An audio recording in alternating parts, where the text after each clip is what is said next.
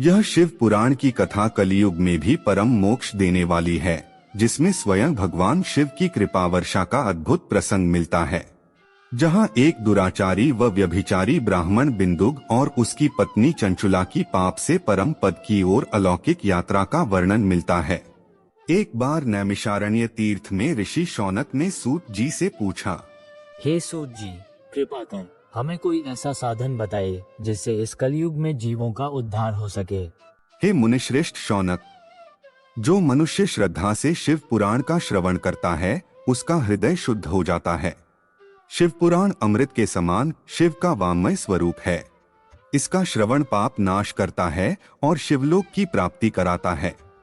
एक समय की बात है, बाष्कल नामक गांव में बिंदुक नाम का ब्राह्मण अपनी पत्नी चंचुला के साथ रहता था। वह अपनी सुंदर पत्नी को छोड़कर सदा वेश्यागमन में लिप्त रहता था। बिंदुक के इस व्यभिचारी आचरण के कारण धीरे धीरे चंचुला भी उसी मार्ग पर चली गई। मैं जानती थी कि ये गलत है, पर पति के व्यवहार ने मुझे भी पतन की ओर ढकेल दिया। समय बीता और बिंदुक की मृत्यु हो गई और वह नरक गया। उधर चंचुला अब अकेली रह गई थी। एक दिन वह तीर्थ यात्रा पर गोकर्ण पहुंची। वहां एक ब्राह्मण शिव कथा सुना रहे थे और उन्हीं के मुख से उसने सुना कि जो स्त्रियां पर पुरुष से संबंध रखती हैं, उन्हें मृत्यु के बाद भयानक नरकों का सामना करना पड़ता है। वह डर से कांप गई और कथा सुनाने वाले ब्राह्मण के चरणों में गिर पड़ी। हे ब्राह्मण देव, मेरा उद्धार कीजिए, मुझे कैसे मुक्ति मिलेगी? हे देवी, जब मन में सच्चा पश्चाताप होता है तभी उद्धार संभव है। अब तुम प्रेम से शिव कथा सुनो, भगवान शिव की कृपा से तुम्हारा उद्धार होगा।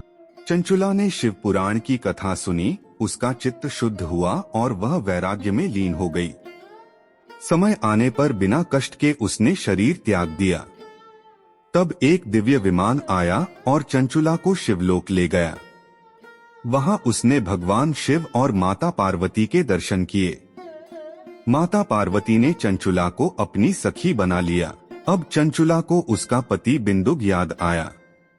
उसने माता पार्वती से प्रार्थना की, हे देवी पार्वती, मेरी तो मुक्ति हो गई, लेकिन मेरे पति बिंदुक किस स्थिति में हैं? कृपा करके उनका भी उद्धार कीजिए।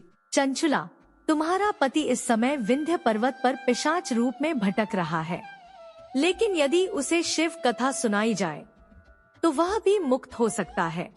तब माता पार्वती जी ने तुम्बुरु गंधर्व को आदेश दिया कि वो बिंदुक को शिव पुराण की कथा सुनाए। फिर तुम्बुरु और चंचुला मिलकर उस भयानक पिशाच के पास गए। विंध्य पर्वत पर एक भव्य कथा आयोजन किया गया। तुम्बुरु ने उस पिशाच को शिव कथा सुनाई। जैसे जैसे कथा आगे बढ़ी, वैसे वैसे बिंदुक का शरीर बदलने लगा। उसकी विकरालता शांत होने लगी। अंततः कथा के पूर्ण होने पर उसका पिशाच रूप समाप्त हो गया। वह दिव्य देहधारी हो गया। अब दोनों बिंदुक और चंचुला सुंदर विमान में बैठकर शिव लोक पहुंचे। भगवान शिव ने बिंदुक को अपना पार्षद बना लिया। हे मुनिवर, यही कथा संसार के कल्याण के लिए कही गई है। इसे प्रेम से सुनो, सुनाओ और सभी को शिव मार्ग पर चलाओ। हे श्रोताओ, यह कथा हमें बताती है कि शिव कथा का श्रवण पापात्मा को पावन बना देता है। यदि मन में सच्चा पश्चाताप हो और श्रद्धा हो तो भगवान शिव स्वयं मार्ग बना देते हैं। यह है शिव पुराण की महिमा। जो भी इसे श्रद्धा से पढ़ता, सुनता या सुनाता है, उसका उद्धार निश्चित है, चाहे वह कितना भी पापी क्यों न हो। कथा अच्छी लगे तो लाइक और शेयर अवश्य करें व हमारे चैनल को सब्सक्राइब करना न भूलें। आपको कथा कैसी लगी कमेंट करके अवश्य बताएं। प्रभु आप पे अपनी कृपा बनाए रखे। धन्यवाद। प्रेम से बोलिए राधे कृष्ण कृष्ण कृष्ण राधे राधे, राधे श्याम श्याम राधे राधे।